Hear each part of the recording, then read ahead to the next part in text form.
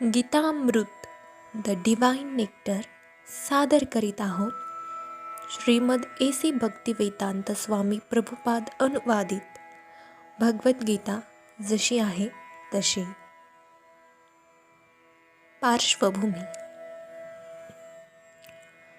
भगवद्गीता जरी स्वतंत्रपणे प्रकाशित व वाचली जात असली तरी मूलतः ती संस्कृत महाकाव्य महाभारत यात सापडते.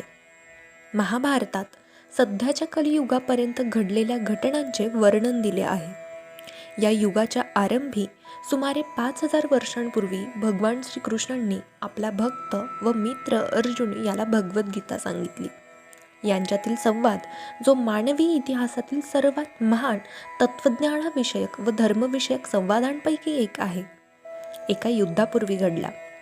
हे यादवी महायुद्ध धृतराष्ट्राचे 100 पुत्र व त्यांचे चुलत बंधू पांडव यांच्यात घडले. धृतराष्ट्र व पांडू हे 2 भाऊ होते व त्यांचा कुरुवंशात जन्म झाला होता. ते भरत राजाचे वंशज होते आणि राजा भरत यांच्यामुळेच महाभारत हे नाव पडले. थोरला बंधू धृतराष्ट्र जन्मापासूनच आंधळा असल्यामुळे त्याला राज्यपद न मिळता त्याचा धाकटा बंधू पांडू याला मिळाले.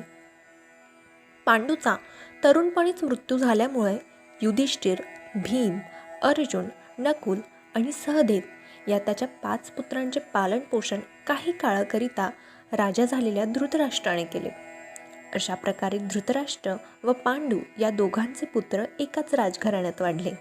दोघांनाही द्रोणाचार्यांनी क्षत्रिय विद्येत निष्णात केले व पितामह भीष्मदेवांनी मार्गदर्शन केले.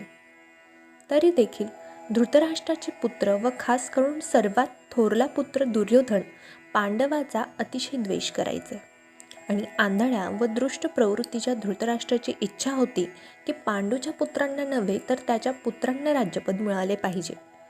याप्रमाणे धृतराष्ट्राच्या संमतीने दुर्योधनाने पांडूच्या तरुण पुत्रांची हत्या करण्याचा कट रचला. पांडव त्यांचे काका विदुर व मामे भाऊ श्रीकृष्ण यांच्या काळजीपूर्वक संरक्षणाखाली असल्यामुळेच आपले प्राण वाचवू शकले. श्रीकृष्ण म्हणजे कोणी सर्वसाधारण मनुष्य नसून ते तर स्वयं भगवान आहेत. त्यांनी पृथ्वीवर अवतार धारण केला होता व तत्कालीन राजकुळात जन्म घेऊन ते एका राजपुत्राप्रमाणे वावरत होते. अशा प्रकारे एक नातेवाईक म्हणून आणि सनातन धर्माचे रक्षण करणारे या नात्याने ते पांडूच्या सदाचरणी पुत्रांची बाजू घेत राहिले व त्यांचे रक्षण करीत राहिले. अखेरीस धूर्त दुर्योधनाने पांडवांना द्यूतक्रीडेकरिता आव्हान दिले. त्या निर्णायक स्पर्धेच्या वेळी दुर्योधन व त्याच्या भावांनी पांडवांची शालीन पत्नी द्रौपदी हिला ताब्यात घेतले व भर राजसभेमध्ये विवस्त्र करून अपमानित करण्याचा प्रयत्न केला.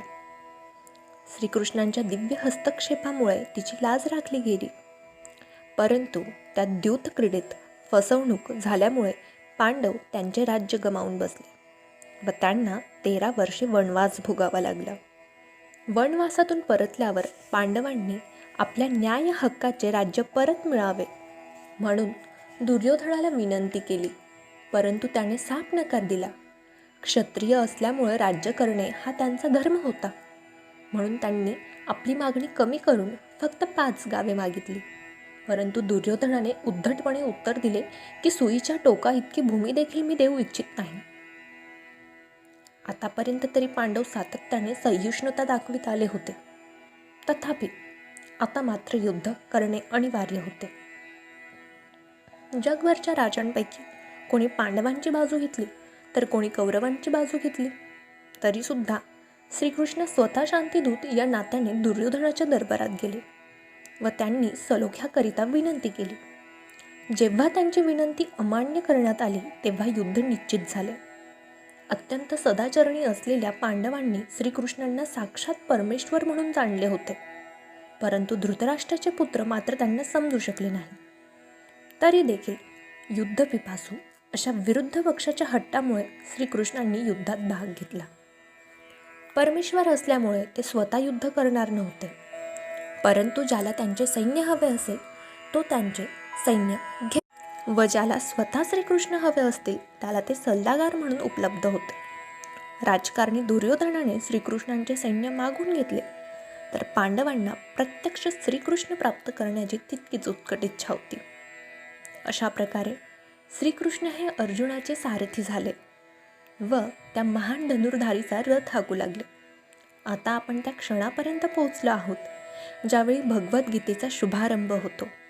दोन्ही पक्ष युद्धाच्या पावित्र्यात उभे आहेत आणि धृतराष्ट्र आतुरतेने संजय या आपल्या सचिवाला विचारतो की त्या दोन पक्षांनी काय केले. अशा प्रकारे सर्व पृष्ठभूमी तयार होते व जाता जाता या अनुवाद व तात्पर्याविषयी एक छोटीशी टीप देणे आवश्यक वाटते.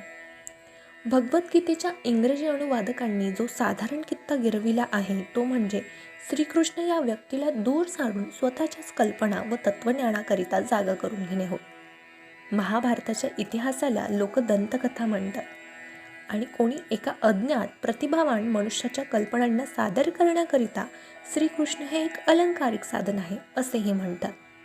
अगदीच फार झाले तर श्रीकृष्णांना एक गौण ऐतिहासिक व्यक्ती समजतात.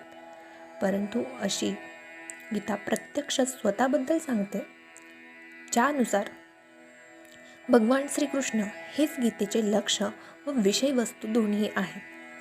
तर हा अनुवाद व त्यांच्याबरोबरचे तात्पर्य वाचकाला श्रीकृष्णांपासून दूर घेऊन जाण्याऐवजी त्यांच्या दिशेने अग्रेसर करेल. या दृष्टीने भगवद्गीता जशी आहे तशी हा ग्रंथ अद्वितीय आहे.